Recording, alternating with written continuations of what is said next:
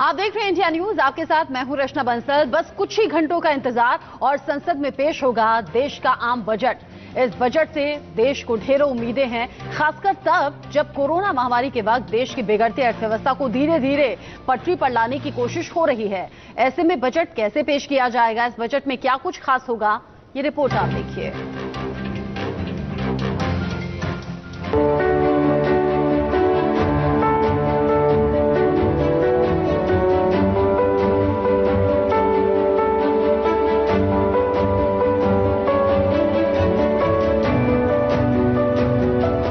अब की बार टैक्स में कितनी छूट देगी सरकार?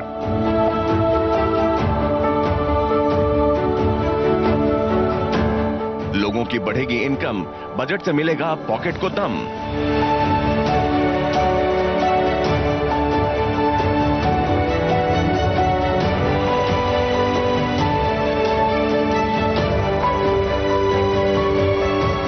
दशक का पहला बजट आएगा, भारत को आत्मनिर्भर बनाएगा।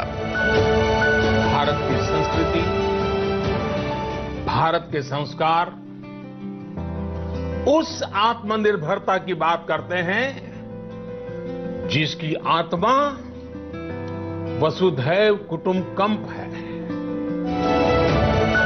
बजट पहले ब्रीफकेस में आता था, अब बही खाता है। इस बही खाते पर इस बार उन सभी सेक्टर्स की निगाहें हैं जो प्रधानमंत्री के आत्मनिर्भरता वाले रास्ते पर चलना चाहते हैं। वित्त मंत्री निर्मला सीतारमण अब से कुछ ही घंटों बाद 2021-22 के लिए बजट पेश करेंगी। इस बार का बजट खास है क्योंकि ऐसा पहली बार है जब बजट दस्तावेज की छपाई नहीं हुई है। इस बार का बजट पूरी तरह से पेपरलेस है और इसे डिजिटल ही रिलीज किया जाएगा। आमतौर पर बजट तैयार करने की प्रक्रिया 5 महीने पहले से ही शुरू हो जाती है और कई अहम बैठकों के बाद इसे तैयार किया जाता है।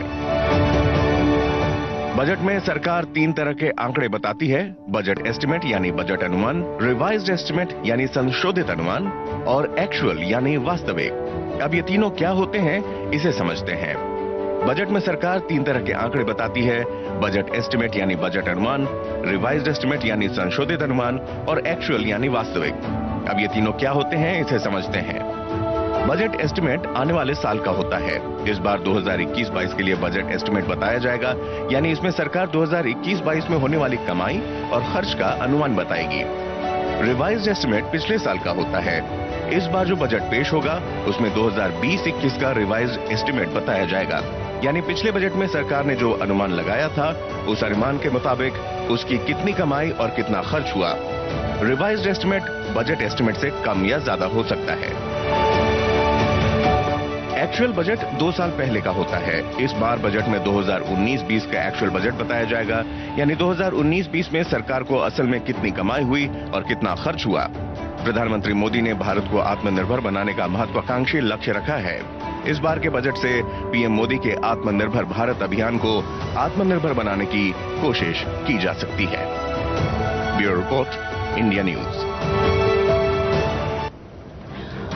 कोरोना के बाद का ये बजट आ रहा है, ऐसे में देश भर की निगाहें इस बजट पर हैं। कुछ ही घंटों का इंतजार है, लेकिन बजट से उम्मीदें क्या क्या हैं, क्या कुछ ऐसे बड़े बदलाव हो सकते हैं? एक्सपर्ट का पैनल हमारे साथ जुड़ा हुआ है। सुनील गर्ग हमारे साथ हैं, इकोनॉमिस्ट, और साथ ही साथ हमारे साथ फरहान पेटीवाला हेल्थ सेक्टर एक्सपर्ट हैं, और साथ ही सुमन अर्पण जो कि राजनीतिक विश्लेषक हैं, हमारे साथ जुड़ गए हैं। आगे आगे और भी खास मेहमान हमारे साथ जुड़ते रहेंगे। बहुत स्वागत है आप सभी का। सुनील जी, चूंकि कोरोना काल में हमने हर तरह के हालात देखे हैं और कोई भी सेक्टर ऐसा नहीं रहा जो कि अछूता रहा हो, जो कि प्रभावित ना हुआ हो। ऐसे में क्या कोरोना जब सभी सेक्टर्स को हिट कर चुका है, इस बजट के बाद रिवाइवल की उम्मीदें करें? बिल्कुल, देखिए, हमारे माननीय प्रधानमंत्री जी ने कहा है कि आपदा में अवसर को ढूंढना चाहिए, और मुझे लगता है कि जिस हिसाब से पिछले 2 महीने में जीएसटी के कलेक्शन और पीएमआई इंडेक्स में हमने देखा रिकवरी, एक वी शेप रिकवरी की तरफ हम बढ़ रहे हैं। इसमें कोई शक नहीं है कि इस पेंडेमिक ने पूरे इंडस्ट्री के हालात को, बल्कि पूरे देश की इकोनॉमी को बिगाड़ दिया है। पर फिर भी हमें लगता है कि उसके बावजूद भी जो हमारी रिकवरी है बहुत तेज और बहुत फास्ट होगी। और ये जो बजट इस बार आने वाला है, जैसे वित्त मंत्री जी ने कहा है कि ये अभूतपूर्व बजट होगा, पिछले 100 सालों में ऐसा बजट नहीं आया होगा। मुझे लगता है कि इस बार कुछ इनोवेटिव आइडियाज, कुछ out of the box ideas को सरकार इंप्लीमेंट करेगी। मसलन जैसे इस बार बहुत सारे लॉसेज इंडस्ट्री को हुए हैं, और हमारे यहाँ लॉस को कैरी फॉरवर्ड करने का तरीका होता है। मुझे लगता है कि इस बार सारी चीजों को चेंज किया जाएगा, जहां पर आपको तरह तरह के इंसेंटिव इंडस्ट्री को दिए जाएंगे। सरकार एक स्कीम और लेके आई है, PLI, production linked incentive scheme, और उसके बड़े अच्छे रिजल्ट सामने आ रहे हैं। तो मुझे लगता है कि अब जो फोकस होगा सरकार का, वो स्टार्टअप इंडिया की तरफ, स्टैंड अप इंडिया की तरफ, MSME की तरफ, उनको कैसे इंसेंटिवाइज किया जाए ताकि वो मैन्युफैक्चरिंग में बढ़ाएं। मैन्युफैक्चरिंग बढ़ेगी तो ऑफ कोर्स जॉब बढ़ती है, एम्प्लॉयमेंट बढ़ता है, एक साइकिल जो इन्वेस्टमेंट का है पूरा घूमता है। और दूसरा जो फोकस एरिया होगा वो होगा मिडिल क्लास। जैसा कि वित्त मंत्री जी ने कहा भी है अपने इशारों में कि हम चाहते हैं कि मिडिल क्लास ज्यादा पैसे खर्च करे, लेकिन मैडम ज्यादा पैसे खर्च करने के लिए ज्यादा पैसे आने तो चाहिए ना उसके पास में। तो ज्यादा पैसे आने का तरीका है, एक या तो उसके पास में एम्प्लॉयमेंट आए और दूसरा उसके टैक्स के रेट कम हो। जब पिछला बजट आया था तो हमने कहा था कि आप जो नया रिजीम लेके आए हैं उसमें सैलरीड एम्प्लॉइज, वेतन भोगी कर्मचारी अपने आप को ठगा हुआ महसूस कर रहा है कि मेरे हाथ में शायद कुछ नहीं लगा। मुझे लगता है कि जो नया टैक्स रिजीम आया था उसमें सैलरीड एम्प्लॉइज को, वेतन भोगी कर्मचारियों को सरकार शायद कुछ रिलीफ देगी और उनके हाथ में ज्यादा से ज्यादा पैसा देने की कोशिश करेगी कि वो इन्वेस्टमेंट साइकिल को, मैन्युफैक्चरिंग साइकिल को घुमा सके। सबसे ज्यादा जो उम्मीदें रहती हैं वो मिडिल क्लास को ही रहती हैं। आपने सही कहा कि आप नजरें तो टिकाए बैठे हैं, लेकिन ऐसे में खर्च कहां से करेंगे जब अपनी जेब में पैसा होगा नहीं। आपने वी साइन रिकवरी की बात भी की, उसको लेकर भी मैं आपसे पूछूंगी, लेकिन साथ ही साथ फरहान पेटीवाला जी से मेरा सवाल होगा। हेल्थ सेक्टर को लेकर लगातार चर्चा कोरोना काल में सबसे ज्यादा हुई है और हेल्थ सेक्टर ऐसा सेक्टर जिसमें कोरोना काल में हमने ये भी देख लिया कि हम कहां स्टैंड करते हैं बाकी देशों के मुकाबले में। ऐसे में हेल्थ सेक्टर पर ज्यादा जोर दिया जाएगा, जो कि जरूरी भी है। इस बजट में ऐसी उम्मीद करें।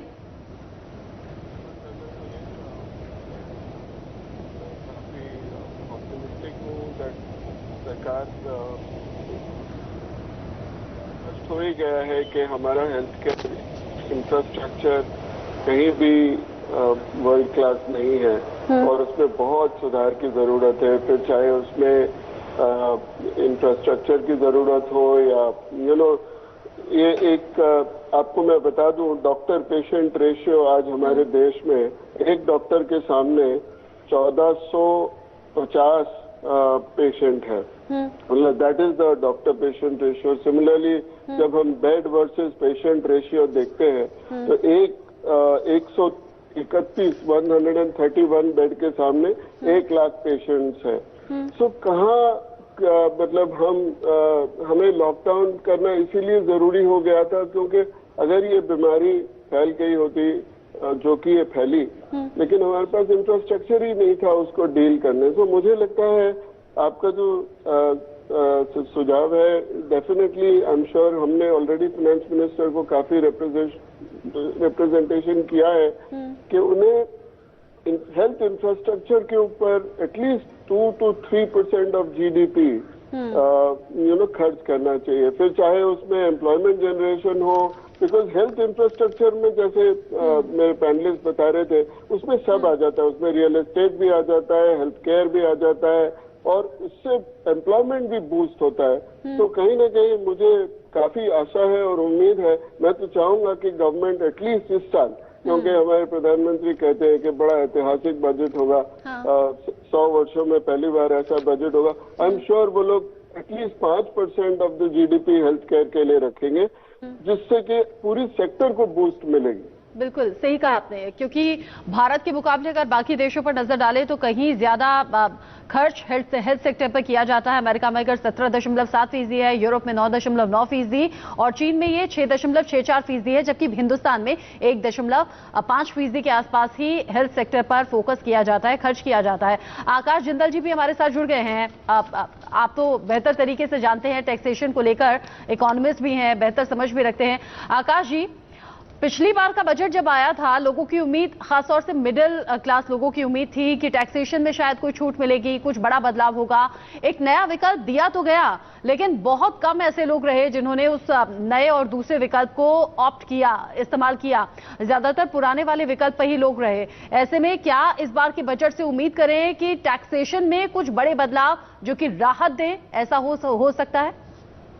जी हाँ, बड़े बदलावों की काफी उम्मीद है। देखिए, इस बार मेनली जो मेरी एक्सपेक्टेशन है वो ये है कि इस बार हेल्थ सेक्टर और हाउसिंग और कंस्ट्रक्शन के ऊपर बहुत ज्यादा फोकस होगा। देखिए, आप जब जानते हैं मैं सब नेशनल और इंटरनेशनल टीवी चैनल्स पे शो करता हूं, मेरा ये मानना है इस समय इकोनॉमी को what the economy requires is 3 things. Number 1 jobs, number 2 jobs and number 3 jobs. तो जॉब्स की जनरेशन अगर हम कर लेते हैं तो immediately there would be money in the hands of people. Once there's money in the hands of people, people would go and spend that money in the market. One man's expenditure is 50 other people's income. तो उससे economy में demand and consumption आएगी। Demand और consumption से tax collection बढ़ेगी। Tax collection बढ़ेगी तो जो अभी हमारी एक तकलीफ है, दिक्कत है, डेफिसिट, वो सरकारी घाटा वो कम हो जाएगा। और साथ ही साथ इकोनॉमी, जो इकोनॉमिक सर्वे में कहा गया है कि beyond 2 years, after 2 years will be perhaps the fastest growing economy। तो एक जो सपना हम लेके चल रहे हैं फास्टेस्ट ग्रोइंग इकोनॉमी का, उसकी तरफ हम बढ़ पाएंगे। दर्शकों को बता दूं कि कोरोना का वक्त हमारे लिए बड़ा तकलीफ का वक्त रहा। इकोनॉमिक सर्वे बता रहा है कि जो ये करंट ईयर है जो 31 मार्च को खत्म होगा, GDP growth would be negative, perhaps around -7.7%। But Diwali के बाद ऑलरेडी इकोनॉमी ने टेक ऑफ शुरू कर दिया है। आप जीएसटी कलेक्शन देखिए, जीएसटी कलेक्शन 1.15 लाख करोड़ एक मंथ की आई है। रियल एस्टेट प्राइसेस पिक कर रही है। तो ऑलरेडी जो इंडियन इकोनॉमी है वो रिकवरी मोड पे है। तो मेरे हिसाब से हेल्थ सेक्टर में जो एलोकेशन आ सकती है, अब एलोकेशन की बात करें, संभावना ये है कि हेल्थ इंश्योरेंस, जिसे मेडिक्लेम कह दिया जाता है आम भाषा में, वहां 15 से 20 हजार एडिशनल एग्जम्पशन आने की संभावना है। एटीसी, आई थिंक सारे व्यूअर्स जानते हैं, एटीसी सेक्शन में ज्यादातर इन्वेस्टमेंट्स आती हैं जो टैक्स सेविंग होती हैं। वहां मिडिल क्लास को रिलीफ देने के लिए, बिकॉज मिडिल क्लास ने बड़ा ब्रंट बियर किया है लास्ट ईयर। बहुत लोग they have lost their jobs, बहुत लोगों की सैलरीज रिड्यूस हुई हैं, बिजनेसेस ब्रेक इवन पे चल रहे हैं। तो वहां 50 से 60 हजार की एग्जम्पशन एडिशनल आने की संभावना है। हाउसिंग सेक्टर, ये वो सेक्टर है जिस ठीक है, बहुत इलेक्ट्रीशियन हो, कारपेंटर हो, I mean सैनिटरी वाला हो, this give jobs to unlimited amount of people, massive job generator है। तो यहाँ पे जो है हाउसिंग सेक्टर को बूस्ट देने के लिए मैं ये सोच रहा हूँ, मेरे हिसाब से जो संभावना ये है कि हाउसिंग फाइनेंस, क्योंकि 99% हाउसेज हाउसिंग फाइनेंस पे लिए जाते हैं, वहां इंटरेस्ट कंपोनेंट काफी सिग्निफिकेंट हो जाता है। तो इंटरेस्ट कंपोनेंट पे एडिशनल एग्जम्पशन आने की संभावना है, वो पॉसिबिलिटी है। हाँ, दूसरी चीज, इस बार थोड़ा देसी भाषा का इस्तेमाल करूंगा, लोगों ने बहुत उम्मीदें लगाई हुई हैं, बट डेफिसिट हाई होने के कारण फाइनेंस मिनिस्टर साहिबा की झोली में ज्यादा लड्डू पेड़े रेवड़ियां है नहीं बांटने को। तो क्या होगा, मेरे हिसाब से एक और चीज हो सकती है, इस बजट में गिव अवेज की बजाय it could be a give and take budget. शायद कुछ लोगों से लेके कुछ लोगों को दिया जाए। मेरा इशारा कोरोना टैक्स की तरफ है। अच्छा। शायद जो ज्यादा रईस लोग हैं उनके ऊपर वेल्थ टैक्स इंपोज किया जाए, या जो हाईएस्ट इनकम टैक्स स्लैब में है उनके ऊपर सेस या हायर इनकम टैक्स जो है उनके ऊपर लगाया जाए। तो हो सकता है कि जो ज्यादा कमाई वाले लोग हैं वो उनके लिए टैक्स ज्यादा चार्ज किया जाए। स्टॉक मार्केट में कैपिटल गेन्स के ऊपर भी शायद टैक्स को रिविजिट किया जा सकता है। बिकॉज है क्या, इकोनॉमी अगर आम आदमी की बैलेंस शीट पिछले और ये तो आप बड़ी बात कह रहे हैं आकाश जी, कोरोना टैक्स, ये तो नया टैक्स सुन लिया है और आप बड़ी बात बोल रहे हैं। मतलब जो अब तक मिडिल क्लास लोग या फिर लोअर मिडिल क्लास लोग या फिर गरीब लोग जो ये कहते हुए नजर आ रहे थे कि अमीर तो और अमीर होता हुआ जा रहा है, गरीब और गरीब हो रहा है, शायद उसके बाद ये बड़े बदलाव हो और इसीलिए निर्मला सीतारमण ने कहा हो कि ऐसा बजट आ रहा है जो इससे पहले नहीं आया, कम से कम 100 साल में तो ऐसा नहीं आया। सुमन अर्पण जी, अब क्या आपको भी उम्मीदें हैं कि इस बार का बजट अर्थव्यवस्था को पटरी पर भी लाएगा और जो उम्मीदें देश लगाए बैठा है वो उम्मीदें भी फुलफिल होंगी? मैम, जिस तरह से आपने निर्मला सीतारमण जी का स्टेटमेंट सुना है कि ये जो बजट आ रहा है ये 100 साल में पहला बजट होगा, यानी हम इसको कह भी सकते हैं कि कॉन्फिडेंस बूस्टर भी कह सकते हैं। क्योंकि कोरोना के बाद, जो कोरोना महामारी के बाद हमारा देश जिन परिस्थितियों से गुजर रहा था, तो जैसे ही फरवरी में बजट आया उसके 1 महीने बाद हमारा लॉकडाउन शुरू हो गया और देश की जो इकोनॉमिक कंडीशन थी वो बहुत ज्यादा खराब हो गई। तो इस बजट से लोगों को काफी उम्मीद है और जो रिकवरी पिछले 1 साल में नहीं हो पाई, उन सब चीजों की हम रिकवरी यहाँ पर देखते हैं कि हो जाएगी। जैसा कि अभी आकाश जी ने भी कहा कि ये जो बजट है ये गिव एंड टेक है। जैसा कि मैं खुद समझती हूँ कि जैसे स्मॉल माइक्रो इंडस्ट्रीज हैं और इनमें जो बजट था या इनकी जो टैक्सेशन है वो पहले जो ज्यादा थी, वो स्मॉल माइक्रो इंडस्ट्रीज के जो टैक्स है अगर उनको कम करके जो बिग इंडस्ट्रीज हैं अगर उनमें कन्वर्ट कर दिया जाए तो इस तरह हम देश में एक बैलेंस वाली सिचुएशंस को क्रिएट कर सकते हैं। और मैं as being a women as being a female मैं एक बात कहूंगी कि जिस तरह से निर्मला सीतारमण जी ने अपने पिछले बजट में भी एक नारी तू नारायणी बन वाली स्टेटमेंट को सिद्ध किया था, और आज भी वो इन सब चीजों पर फोकस करेंगी और महिलाओं के लिए एक बहुत अच्छा बजट लेकर आएंगी।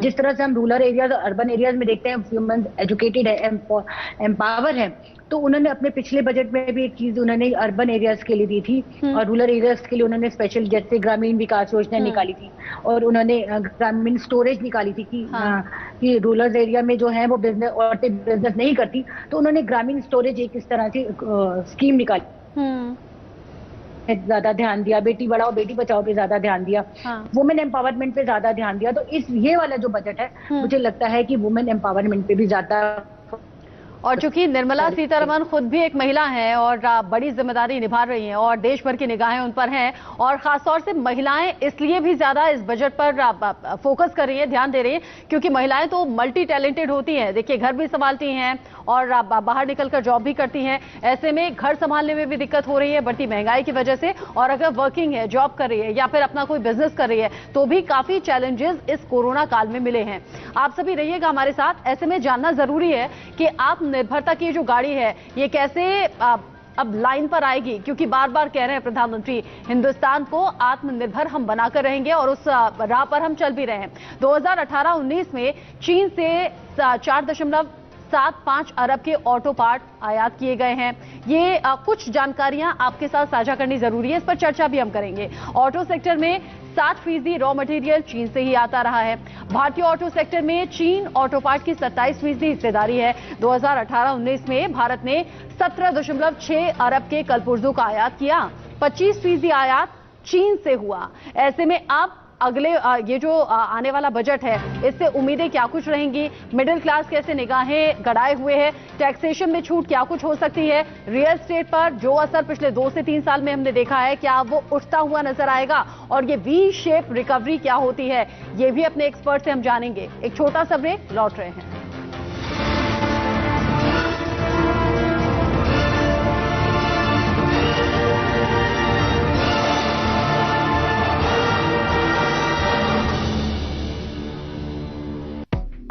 Co-presented by LIC, हर पल आपके साथ, powered by JK Lakshmi cement, India अब सोच करो बुलंद। तीखी मिर्ची मामसा दीदी,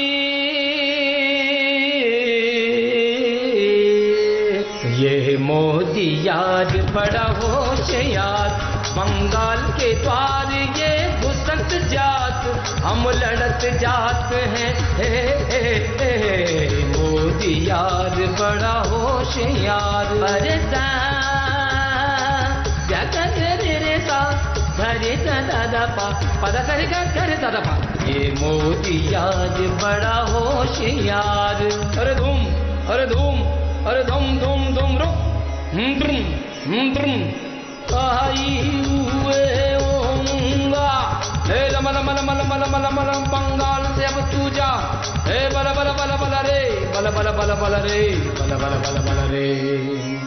ये दीदी यार बड़ी होशियार, बंगाल में देखो फैला भ्रष्टाचार, हम लड़े चुनाव ये करें प्रहार, अरे दीदी यार बड़ी होशियार। अरे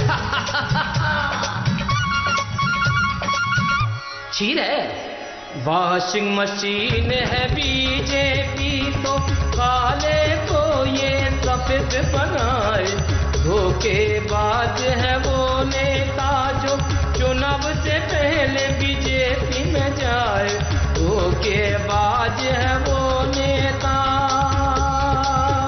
अरे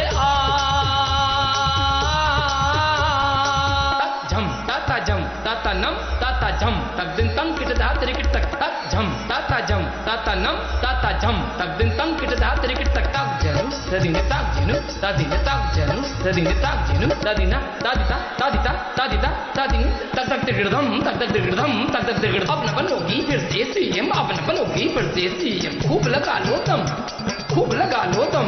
अरे कुर्सी के चक्कर में मत पड़, कुर्सी के चक्कर में मत पड़, सब छोड़ेंगे, सत्ता के घमंड को तोड़ेंगे, सत्ता से अब तू जा जा जा। अरे दीदी तेवर वाली तुष्टिकरण टोलेबाजी कराए, मामाटी मनुष्य की बात करे पर गरीब को उसका हक न दिलाए। दीदी देखी, ये झूठ बोला जी, देखी तेरी चतुराई, ये गड़बड़ है जी, ने जनता को टोपी पहनाई, ये तो ताना मारा, बस अपनों को आगे बढ़ाई। दीदी देखी तेरी चतुराई। ये मोदी तो यार बड़ा होशियार, बंगाल में फैला कर भ्रष्टाचार। ये घुसत जात हम बढ़त जात, सब छोड़त जात हम जोड़त जात।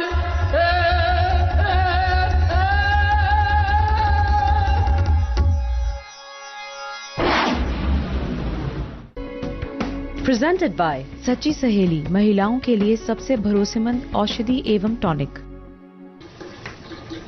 नया गोदरेज एयर पावर पॉकेट, इसकी खुशबू 30 दिनों तक चलती है। 30 दिन? देखते हैं। आहा, अभी भी है? अभी भी है, अभी भी है? अभी भी है। 25 दिन हो गए और ये खुशबू अभी भी है और भी चलेगी, क्योंकि इसमें है नई पावर जेल टेक्नोलॉजी, जो 30 दिनों तक बाथरूम को रखे लगातार खुशबूदार। नया Godrej air power pocket. Taxi? हाँ, जब तुम ब्रश करते हो तो बाहर के जर्म्स टैक्सी करके तुम्हारे मुंह के अंदर आ जाते हैं। नया कोलगेट जिगजैग एंटीबैक्टीरियल, इसके एंटीबैक्टीरियल ब्रिसल्स बाहर के बैक्टीरिया को दूर रखे। आपका ब्रश है या जर्म्स के लिए टैक्सी? नया जिगजैग कोलगेट का पहला एंटीबैक्टीरियल टूथब्रश। अक्षय, 2 पुराने बाथरूम? नहीं, एक नया और एक पुराना। कैसे? आप दोनों इधर आइए। ऐसा करेंगे तो आप पुराने तरीके से, और इसे आप एक ऑलराउंडर से। महंगे डिटर्जेंट से घिसा, फिर भी यहाँ काई, पीलापन और जर्म। हार्पिक बाथरूम क्लीनर करे 10 गुना ज्यादा साफ, मारे 99.9% जर्म्स और कोविड-19 वाले कोरोना वायरस को भी। नया बाथरूम किसका? नहीं, सबका। नया बाथरूम मुबारक हो।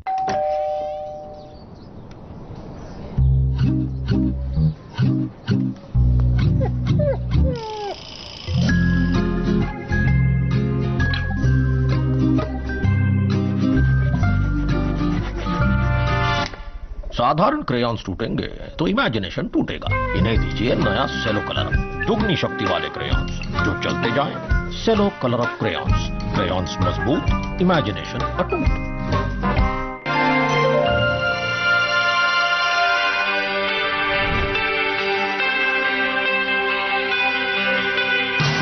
विश्व की सबसे बृहद परियोजनाएं उत्तर प्रदेश के एक्सप्रेसवेज आज राज्य के विकास की बुनियाद बन गए हैं। योगी आदित्यनाथ के कुशल नेतृत्व में आज विभिन्न परियोजनाओं के तहत 5 नए एक्सप्रेसवे का निर्माण कार्य कराया जा रहा है। 341 किलोमीटर लंबा पूर्वांचल एक्सप्रेसवे, 30 किलोमीटर लंबा बलिया लिंक एक्सप्रेसवे और 51 किलोमीटर लंबा गोरखपुर लिंक एक्सप्रेसवे राजधानी लखनऊ से पूर्वी उत्तर प्रदेश के आवागमन को सुगम बनाएंगे। साथ ही स्थानीय निवासियों को रोजगार के नए अवसर भी प्रदान करेंगे। भाइयों बहनों, चित्रकूट में बुंदेलखंड एक्सप्रेसवे के बनने के साथ ही ये उन सपनों को साकार करने के साथ साथ यहाँ के नौजवानों को रोजगार और नौकरी भी देगी। बुंदेलखंड क्षेत्र की प्रगति के लिए सरकार ने जनपद चित्रकूट, बांदा, हमीरपुर व जालौन आदि के सर्वांगीण विकास के लिए 297 किलोमीटर लंबे बुंदेलखंड एक्सप्रेसवे का निर्माण तीव्रता से चल रहा है। बहुत ही बेकार रास्ते थे पहले, अब काफी सुधार है लगभग से पहले से। रास्ता बहुत बढ़िया होगा, रास्ता सबसे ज्यादा चलन लगा अभी। मेरठ और प्रयागराज के बीच 594 किलोमीटर लंबा गंगा एक्सप्रेसवे आपार निवेश के द्वार उत्तर प्रदेश के लिए खोलने का कार्य करेगा। उत्तर प्रदेश की प्रगति का प्रतीक इन्हीं एक्सप्रेसवे से खोल रही है विकास की नई राहें। लुपज़ाइम प्लस, इसका प्रो बॉडी फॉर्मूला आपके डाइजेस्टिव सिस्टम को नेचुरली बैलेंस करने में मदद करता है। लुपज़ाइम प्लस, आपका पाचन रहे इन कंट्रोल।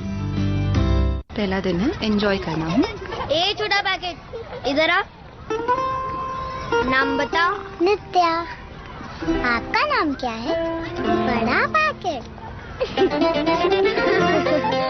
जो अंदर की शक्ति आप उसे देती है वो उसकी स्माइल में झलकती है और उस स्माइल को अंदर से स्ट्रॉन्ग बनाता है कोलगेट स्ट्रॉन्ग टीथ। इसकी अमीनो शक्ति दांतों का नेचुरल कैल्शियम बढ़ाने में मदद करे और उनके एनामल को बनाए अंदर से स्ट्रॉन्ग। Colgate strong teeth. देखो कर क्या रहा है चुन्नीलाल? अगर इस बार भी लीकेज बंद नहीं हुआ ना तो छत पे सो जाना। केमिकल वाटर प्रूफिंग कर रहा हूँ बे। तू क्या कर रहा है? मैं तो खाना पचा रहा हूँ। ये देख।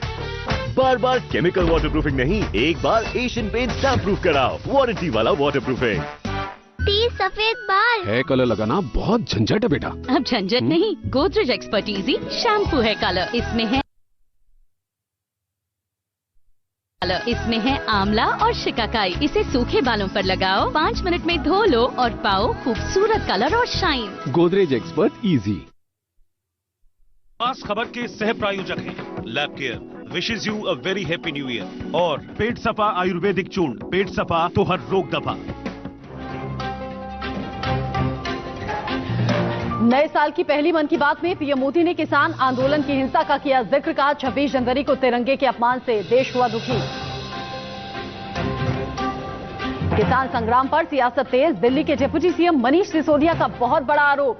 26 जनवरी की हिंसा बीजेपी की साजिश। 2 फरवरी को पंजाब के सीएम कैप्टन अमरिंदर सिंह ने बुलाई सर्वदलीय बैठक। गाजीपुर बॉर्डर पर फिर बस गया किसानों का गांव। बढ़ती संख्या के मद्देनजर पुलिस ने की 12 लेयर की बैरिकेडिंग। NH24 नोएडा अक्षरधाम और नोएडा इंदिरापुरम का रास्ता बंद। थोड़ी देर में बागपत और पलवल में किसानों की महापंचायत। किसान आंदोलन में दोबारा शामिल होने और दिल्ली कूच की बनेगी रणनीति। दिल्ली धमाके की जांच का दूसरा दिन। ईरान कनेक्शन पर एजेंसियों का फोकस। ब्लास्ट वाले दिन एम्बेसी के पास एक्टिव 45,000 मोबाइल फोन्स। डिटेल्स की जांच। बीसीसीआई चीफ सौरव गांगुली को अस्पताल से मिली छुट्टी। 3 दिन पहले हुई थी दूसरी एंजियोप्लास्टी। 2 जनवरी को हार्ट अटैक के बाद हुई थी पहली surgery.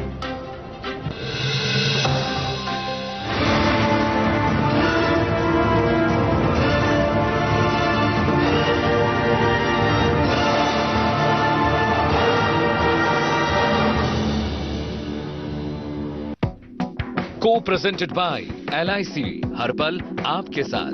Powered by JK Lakshmi cement, India अब सोच करो बुलंद। बस कुछ घंटों का इंतजार और बजट आपके और हमारे सामने होगा, क्योंकि इस बजट से उम्मीदें हैं नौकरी वालों को, व्यापार वालों को और साथ ही साथ उन लोगों को जो रियल एस्टेट से जुड़े हुए हैं। साथ ही साथ किसानों को भी ये बजट अब इंतजार उनका पूरा होगा, क्योंकि हजारों की संख्या में किसान दिल्ली के अलग अलग बॉर्डर्स पर मौजूद हैं। इस बजट में किसानों को लेकर सरकार क्या जादू की छड़ी चलाने वाली है, और साथ ही साथ चूंकि कोरोना काल में हेल्थ सेक्टर पर सभी की निगाहें रहीं, सिर्फ हमारी नहीं बल्कि बाकी देशों की भी। हेल्थ सेक्टर ने भारत को आत्मनिर्भर बनाया भी है। ऐसे में हेल्थ सेक्टर में बजट क्या लेकर आने वाला है, बजट से क्या उम्मीदें हेल्थ सेक्टर को हैं, ये रिपोर्ट आप देखिए।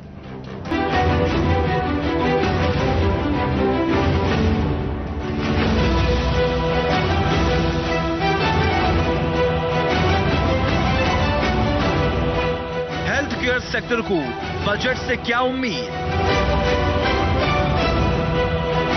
फार्मा इंडस्ट्री को मिलेगा आत्मनिर्भर बजट कवच।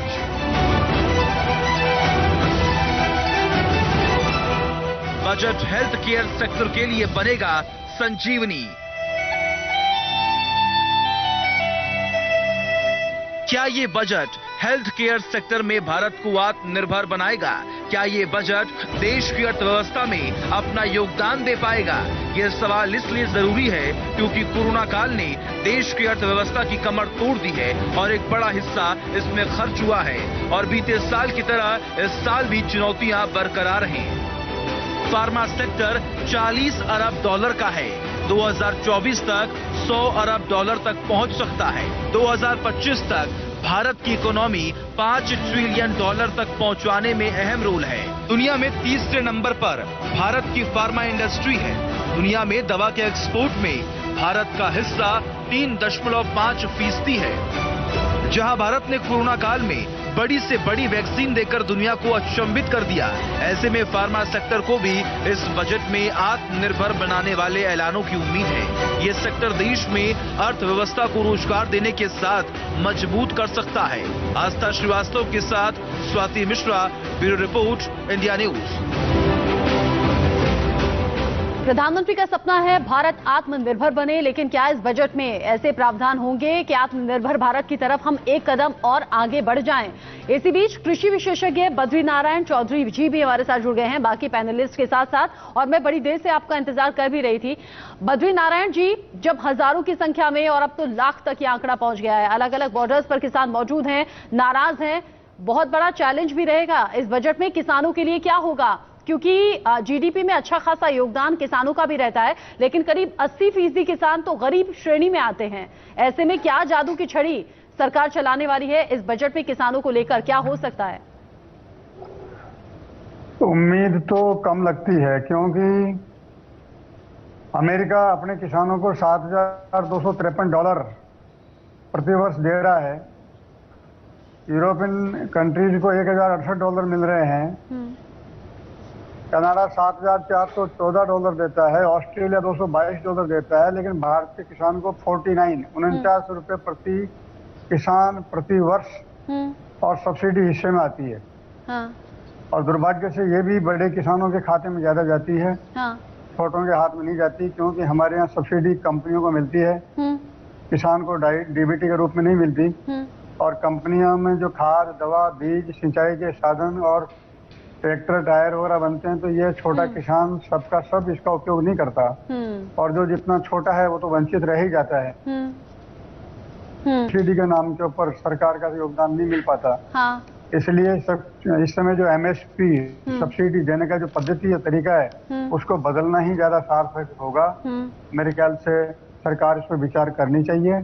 अगर ऐसा नहीं किया तो ये असंतोष और बढ़ेगा। ये असंतोष बेकार नहीं है, ये बहुत सही है, क्योंकि यहाँ बैठे हुए लोग तो लोगों को संपन्न दिखते हैं, ट्रैक्टर वाले दिखते हैं, लेकिन जो वाकई खेत में खेती कर रहे हैं या नहीं आ पाते, हाँ। उनकी दशा देखने लायक है। कर्जे में पूरे डूबे हुए हैं, उनकी पीढ़ियां डूबी हुई है। हाँ। और जहाँ तक सवाल कर्जे का है, तो कर्जा भी उनको 9% ब्याज पड़ता है।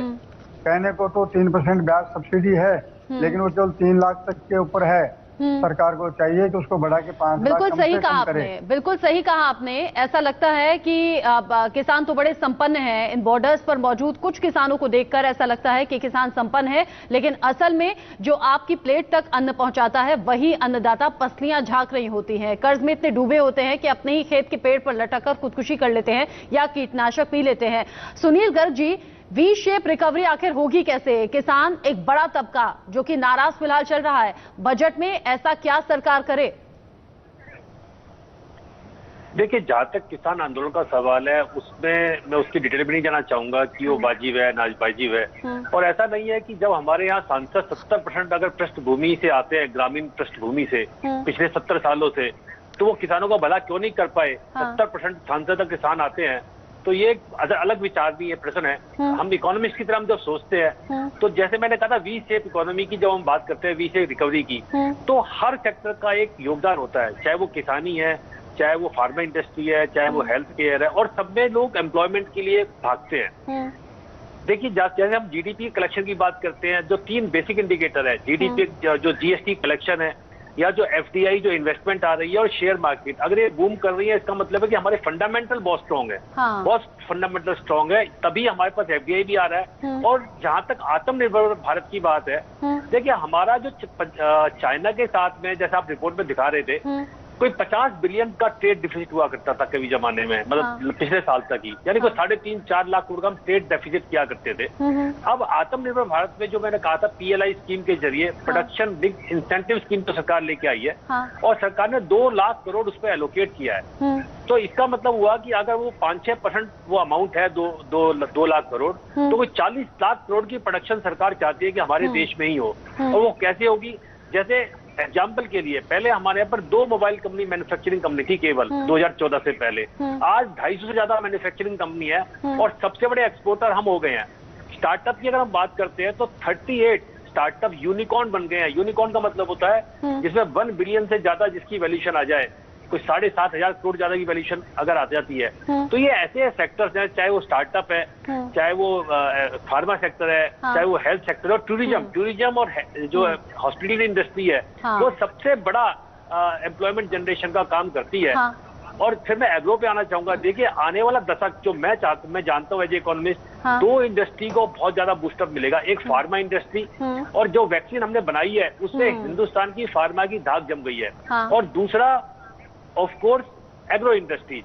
देखिए एग्रो इंडस्ट्रीज में इन्वेस्टमेंट की जरूरत है, वहाँ पे नए आइडियाज की जरूरत है, इनोवेशन की जरूरत है, और वहाँ पे इन्वेस्टमेंट जब आएगी जब इस सेक्टर को खोलेंगे। मैं लॉज अच्छे हैं बुरे इसमें नहीं जाना चाहता, लेकिन जो लॉज से समझ में आया था उसका कॉन्ट्रैक्ट फार्मिंग को बढ़ावा देना लेकिन था। ध्यान देना जरूरी है और कुछ बड़े और कड़े फैसले लेने होंगे सभी सेक्टर्स को ध्यान में रखते हुए। लेकिन आकाश जिंदल जी, अब जितनी तनख्वाह होती है उससे ज्यादा तो हम लोगों के खर्चे होते हैं, सेविंग कुछ हो नहीं पाती। जिनके पास जो कुछ सेविंग थी वो इस कोरोना काल में खर्च हो गई, क्योंकि मार्च से लेकर अब तक करीब 11.25 करोड़ लोगों की नौकरियां चली गई हैं। अब जीएसटी, नोटबंदी और फिर कोरोना काल, बचा कुचा जो छोटा मोटा व्यापार था, छोटे व्यापारियों का, मझोले व्यापारियों का, वो व्यापार भी ठप पड़ गया। ऐसे में अगर मैं अपना घर लेना चाहूं सपोज, और थोड़ी बहुत सेविंग मेरे पास है, क्योंकि रियल एस्टेट का कारोबार पिछले कुछ सालों से डाउन जा रहा है, ये हम सब जानते हैं, मुझे सस्ता घर तो मिल जाएगा, लेकिन टैक्स में छूट मिलेगी क्या? होम लोन में कुछ फायदा मिलेगा क्या? जी हाँ, मुझे इस बार बहुत उम्मीद है, बिकॉज आपने बहुत बढ़िया क्वेश्चन पूछा है। Housing for everyone by 2022। Now this government wants to give houses to everybody by 2022, और उसके लिए there could be lot of exemption. Firstly when we take housing finance, now as you know 98-99% people buy houses through housing finance. Firstly the principal component, there is an exemption under section 80C that. Secondly जब housing loan लेते हैं तो उसकी repayment में interest component बहुत बड़ा हो जाता है, बिकॉज हाउसिंग लोन टिपिकली 16, 18 या 20 साल का होता है। तो अब क्या है कि मुझे एक संभावना लगती है कि हाउसिंग लोन का जो इंटरेस्ट कंपोनेंट है वहां पे एडिशनल एग्जम्पशन आ सकती है, और वो काफी साइजेबल हो सकती है, ताकि लोगों को घर दिया जा सके। और अगेन रियल एस्टेट सेक्टर वो सेक्टर है जो जॉब्स प्रोवाइड करता है, बहुत ही highly man power intensive sector है। सीमेंट ये कंज्यूम करता है, स्टील ये कंज्यूम करता है, तो इससे पूरी इकोनॉमी का कहीं ना कहीं रिवाइवल आ जाएगा। अभी आपने एक प्रश्न पूछा था वी शेप्ड रिकवरी का, तो आपको बता दूं ऑलरेडी वी शेप्ड रिकवरी है स्टार्टेड। अब जीएसटी कलेक्शन देखिए 1.15 लाख करोड़। कार सेल्स देखिए, अब car sales since Diwali have been booming. Real estate prices देखिए आप, गुड़गांव में देखिए, चंडीगढ़ के साथ मोहाली में देखिए, मुंबई की पॉकेट्स में देखिए, रियल एस्टेट में ऑलरेडी 20 से 40% का एप्रिसिएशन है। अब why would there be appreciation in real estate? Only people when they find value in real estate in the economy, then only would they invest into real estate. तो economy में कहीं ना कहीं strength दिख रही है। और आपको मैं कुछ डेटा देना चाहता हूं जो बहुत चीजें क्लियर कर देगा। आज ऑलरेडी कोरोना पीरियड में, सबको मैं ये इन्फॉर्म कर दूं, हम दोबारा से 5th लार्जेस्ट इकोनॉमी बन चुके हैं। यूके हमारे पीछे है, फ्रांस हमसे पीछे है। और आने वाले समय में मेरा तो ये विश्वास है, मेरी ऑर्गेनाइजेशन akashjindal.in का मानना है कि we have the capacity to again become the fastest growing economy. आज देखिए हमसे बड़ी इकोनॉमीज कौन सी है? यूएस है जो सैचुरेशन पॉइंट पे पहुंची हुई है। आपने चाइना की बात की, चाइना का आपको अपडेट कर दूं, यूएस चाइना ट्रेड वॉर जो कि अभी भी कंटिन्यू रहने की बहुत पॉसिबिलिटी है, उसके कारण चाइना की इकोनॉमी के अंदर काफी साइजेबल डैमेज होने की जो है उम्मीद है। उसके अलावा चाइना के ऊपर एक प्रेशर बन रहा है अपनी करेंसी को रिवैल्यू करने का, वही कुछ जो जापान के साथ 80s में हुआ था, उसके चलते चाइना की इकोनॉमी और डाउन जाएगी। वहां बहुत हैवी डेट क्रिएट हो गया है, और चाइना की इकोनॉमी आगे जाके वो ग्रोथ रेट नहीं सस्टेन कर पाएगी, और फॉरेन डायरेक्ट इन्वेस्टमेंट भी इंडिया में ज्यादा आएगी। और उसके बाद आई थी जापान। आज से 2 साल पहले वो इकोनॉमी एक क्वार्टर में कॉन्ट्रैक्ट की थी। फिर है जर्मनी, यूरोप ऑलरेडी ज्यादा ग्रोथ नहीं कर रहा है। तो मेरे हिसाब से तो डेफिनेटली मैं तो सबसे ज्यादा स्ट्रॉन्ग जो है एडवोकेट हूं वी शेप रिकवरी का। ऑलरेडी वो वी कहीं ना कहीं बननी शुरू हो चुकी है। दर्शकों को वी का मतलब आसानी से समझा दूं, वी का मतलब पहली डंडी यानी कि नीचे है, अब दूसरी डंडी ऊपर उठना एकदम जो है, तो वो ऑलरेडी उठना शुरू हो चुके हैं। And by this year end we'll have 11 to 12% GDP growth, जो कि पिछले 10 साल 12 साल में हमने नहीं देखी। 11 से 12% जीडीपी ग्रोथ हमारी होने की संभावना बनती है। ऑलरेडी आप देखिए लोग शॉपिंग मॉल्स में, लोग रेस्टोरेंट्स में जाना शुरू हो गए हैं। कंजम्पशन की थ्योरी दोबारा शुरू हो गई है जी। सेंसेक्स हमारा जो है एज एन इकोनॉमिस्ट मैं कहूंगा 50,000, देखो मेरी ऑर्गेनाइजेशन आकाश.in का मानना है सेंसेक्स के अंदर जो एप्रिसिएशन है उसके अंदर फॉरेन पोर्टफोलियो इन्वेस्टमेंट काफी साइजेबल चल रहा है। तो फॉरेन पोर्टफोलियो इन्वेस्टर तभी इन्वेस्ट करेगा जब उसको इंडियन इकोनॉमी में दम दिखेगा। तो कहीं ना कहीं उन्हें दिख रहा है कि इंडिया की इकोनॉमी में दम है, इसीलिए वो इंडिया के अंदर इन्वेस्ट कर रहे हैं। दूसरी बात यहां पे आ जाती है कि डेफिसिट की। मेरे हिसाब से मैं ये पूरी जिम्मेवारी के साथ कहना चाहूंगा, मेरी ऑर्गेनाइजेशन आकाश.in का मानना है कि इस साल भी थोड़ी सी डेफिसिट के साथ अगर हम फ्लर्टिंग करते हैं तो कर लेनी चाहिए, क्योंकि जब व्यक्ति बीमारी से उठता है कई बार थोड़ी सी दवाइयां बीमारी के समय लेनी पड़ती हैं जिसका साइड इफेक्ट होते हैं। तो ग्रोथ को फोकस रखना चाहिए। किसान भाइयों की अभी हमारे मित्र बात कर रहे थे, यहां मेरा ये मानना है कि किसान भाइयों के लिए और इस ग्रोथ के लिए सरकारी खजाने से अगर और खर्च करना हुआ तो करेंगे, ये सरकार की तरफ से कहा गया है। इसका इंतजार हम भी करना होगा। आपने कहा भी कि अर्थव्यवस्था पटरी पर आनी शुरू हो गई है, जल्द से पटरी पर आए। और जैसे कि प्रधानमंत्री नरेंद्र मोदी बार बार कहते हैं, आत्मनिर्भर भारत हमें बनना है, लोकल फॉर वोकल को बढ़ावा देना है, स्वदेशी ब्रांड को बढ़ावा देना है, वो सब हिंदुस्तान में हो, इसका इंतजार हमें है। और बजट से कई उम्मीदें हैं, लेकिन बजट से उम्मीदें हेल्थ केयर सेक्टर पर बहुत ज्यादा है, क्योंकि कोरोना काल में व्यवस्था कैसी है इसको लेकर हम चर्चा कर चुके हैं। सरकार हेल्थ केयर पर खर्च बढ़ाने को लेकर लगातार कोशिश कर रही है। आधुनिक हेल्थ इंफ्रा तैयार किया जाए, इसको लेकर भी फोकस है। हेल्थ पर खर्च कितना होता है ये आप जानिए। जीडीपी को आप 1.2% से बढ़ाकर 2.5% किया जाए, ऐसा मानना है। मेडिकल टूरिज्म को और ज्यादा मजबूत बनाना चाहिए और यहां पर बेहतर सुविधाएं होनी चाहिए हेल्थ से जुड़ी हुई, ताकि न सिर्फ देश के लोग यहां पर इलाज कराएं बल्कि जो विदेशों से यहां इलाज कराने के लिए आते हैं उन्हें यहां बेहतर सुविधाएं मिल पाए, वो भी कम खर्च में। अब आप ये भी जानिए कि हेल्थ केयर पर कौन कितना खर्च कर रहा है, हिंदुस्तान का क्या कुछ है, बाकी देश कितना खर्च कर रहे हैं। अमेरिका जहां 17.7% खर्च करता है, यूरोप 9.9%, चीन 6.64% और भारत 1.5%। और मुझे लगता है कि फरहान पेटीवाला इसको लेकर ज्यादा हमें जानकारी अच्छे तरीके से देंगे भी। फरहान जी, जब हम हेल्थ सेक्टर पर अभी तक उतने अच्छे तरीके से फोकस नहीं रहे, वो बात अलग है कि कोरोना काल में इमरजेंसी हालातों में व्यवस्था दुरुस्त की गई, व्यवस्था बेहतर की गई, लेकिन अब न सिर्फ वैक्सीन, न सिर्फ कोरोना काल, बल्कि बाकी इलाज पर भी, बाकी सुविधाओं पर भी फोकस रहना होगा। सस्ती वैक्सीन मिले, सस्ती वैक्सीन बने, और चूंकि हिंदुस्तानियों का तो मनोदशा ऐसी होती है ना कि फ्री की वैक्सीन कब मिलेगी, तो सस्ता यहां पर सब कुछ होगा। न सिर्फ देश के लोगों को फायदा होगा बल्कि जो बाहरी देशों के लोग हैं वो भी इलाज कराने के लिए यहां पहुंचेंगे। बिल्कुल, मैं इत्तेफाक रखता हूँ, आप जो कह रही हैं ये एक सबसे बड़ा चैलेंज है हमारी कंट्री के सामने। बट मैं थोड़ा एक स्पष्ट कर दूं कि हर प्रॉब्लम बजट से सॉल्व नहीं हो सकता है। बजट एक बहुत 30,000 फीट अबव कंट्री के लिए होता है, जिसमें finance minister and the government decides कि भाई किस क्षेत्र में कितना खर्च करना है। ज्यादा बड़ी जो समस्या मुझे लगती है वो इम्प्लीमेंटेशन की ग्राउंड पे अभी भी है और रहेगी हमेशा, क्योंकि सरकार अगर 3% भी जीडीपी का हेल्थ केयर को एलोकेट कर दे तो क्या वो पैसा एक्चुअली रूरल इंडिया और लास्ट माइल जिसको हम कहते हैं वहां तक पहुंचेगा?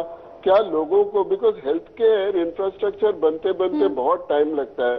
यू नो, कई बार आपने देखा होगा, जैसे मैंने आपको आंकड़े बताए, तो मैं एक पॉइंट कहना चाहता था जिसे आपने ध्यान दिया होगा।